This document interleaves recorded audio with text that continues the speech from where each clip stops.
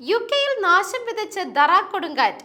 കഴിഞ്ഞ ജനുവരിയിൽ യുകെയിൽ ആഞ്ഞടിച്ച ഇഷ കൊടുങ്കാറ്റിന് പിന്നാലെ ഈ വർഷം മെറ്റ് ഓഫീസ് ദറ കൊടുങ്കാറ്റിന് മുന്നോടിയായി റെഡ് അലർട്ട് പ്രഖ്യാപിച്ചിരുന്നു.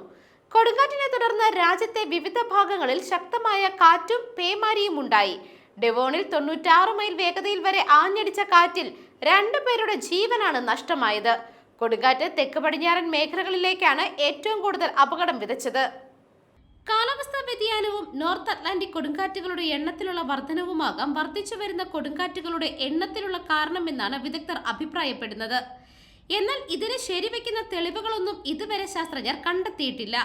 താപനില ഉയരുന്നതിനനുസരിച്ച് അന്തരീക്ഷത്തിൽ കൂടുതൽ ഈർപ്പം നിലനിൽക്കും. ഇത് കനത്ത മഴയ്ക്ക് കാരണമാകും.